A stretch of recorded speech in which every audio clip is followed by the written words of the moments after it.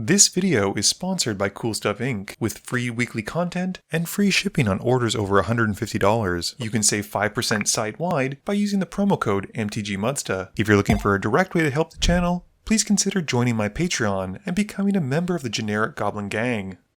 Hey gang, and welcome back. Today's game has Chris, Shane, and Ben returning, with Chris playing his Sythis Harvest Hand Enchantress deck. He keeps 2 Plains, Hallowed Hauntings, Oromancer, Spirit Mantle, Fertile Ground, and Glorious Sunrise. Shane is playing his Brallin and Shabraz deck, keeping an Island, Polymorph, Is It Boilerworks, Chain Reaction, Plains, Azorius Chancery, and Gamble. Ben is rocking his Averna the Chaos Bloom deck, keeping a Frantic Search, Soul Guide Lantern, Forest, Odawara Soaring City, Polluted Delta, Soul Ring, and Lonely Sandbar. I've got Miirym, and I'm keeping a Reckless Barbarian, Vine Glimmer Snarl, Stomping Ground, Sarkhan Unbroken, Realm Walker, Valakut Awakening, and a Soul Ring. Chris wins the die roll and starts us off. He plays a Plains and passes. Shane's just got an Island, passing after that. I have a Vine Glimmer Snarl, revealing a Forest so it comes in untapped, and then cast a Soul Ring.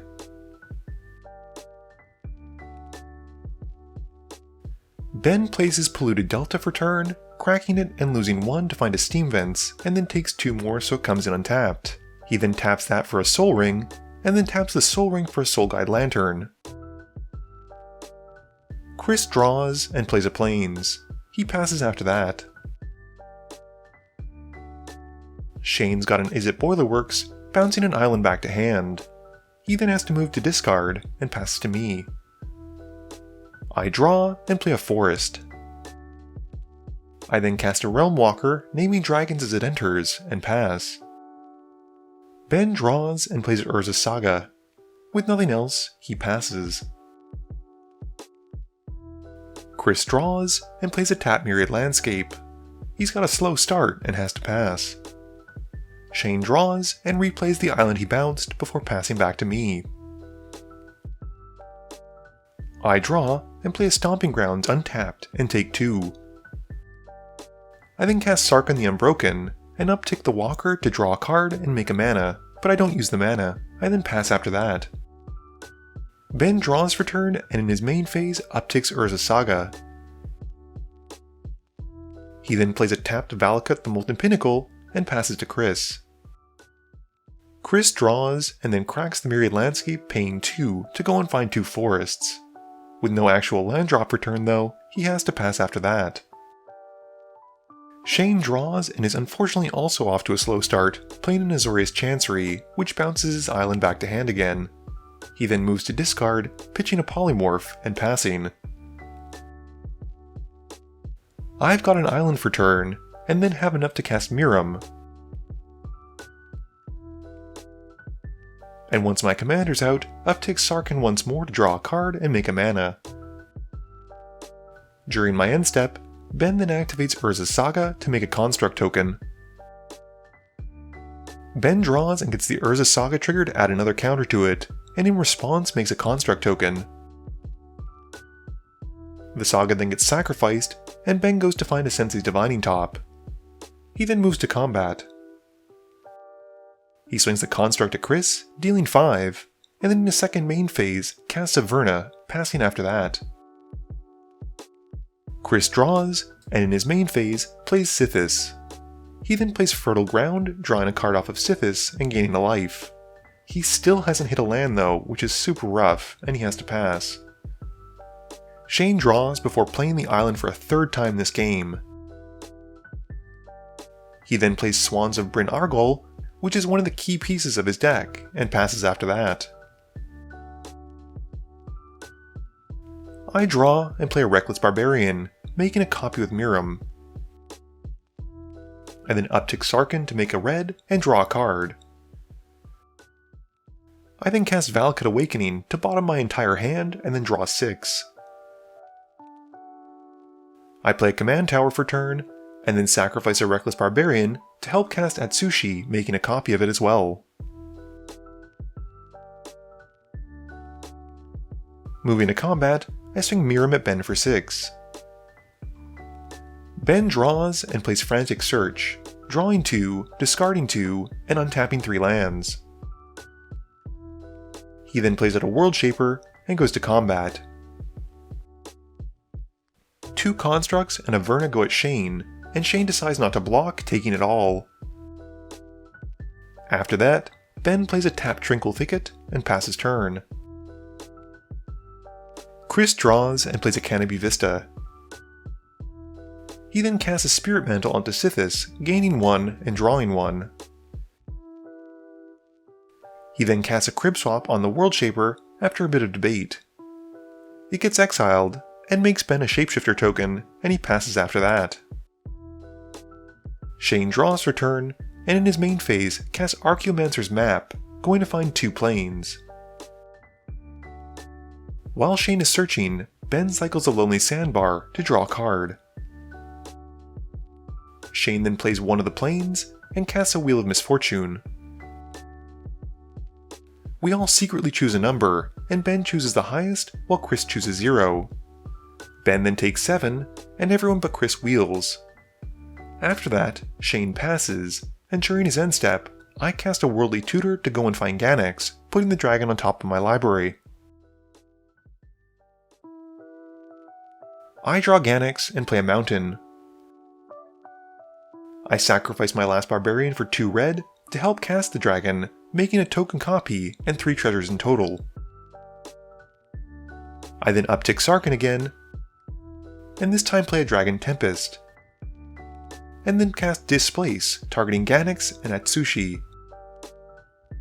I make a copy of each when they enter, and go up to 12 treasures with 4 Dragon Tempest triggers entering. I shoot 7 at Ben, 8 at Chris, and the rest at Shane to put him to 10. Going to combat, I then swing 18 points of damage at Ben, and the rest at Shane. Ben dies, while Shane lives at 1 life, blocking my Realm Walker with the Swans, and I get to draw 2. After all that, I pass turn. Chris's turn has him casting a Jukai Naturalist, gaining 1 and drawing 1 from Sythis. He then casts a Kenris Transformation on Miirym to draw 2 and make it into an Elk. He follows up with the Druid class, and then plays a Fortified Village, which lets Shane put a land into play thanks to the map. Chris then casts a Journey to Nowhere and targets the Atsushi copy and passes.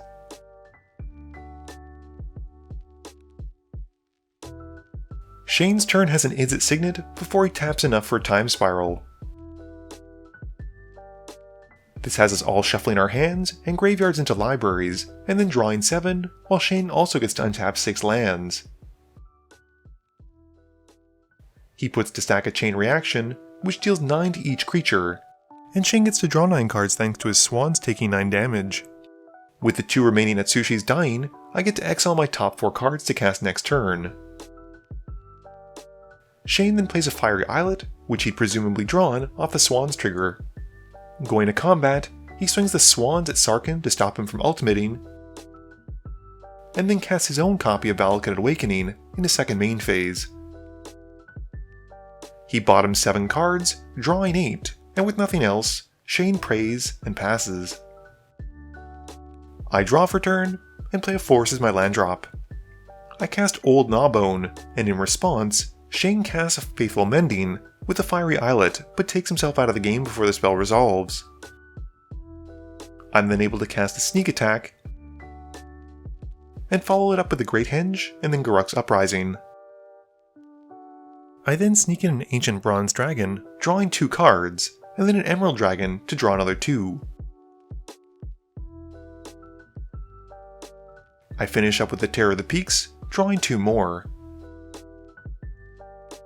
Since I only have 1 opponent, all the Dragon Tempest triggers hit Chris in the face, and I then smash him with all of my hasty dragons.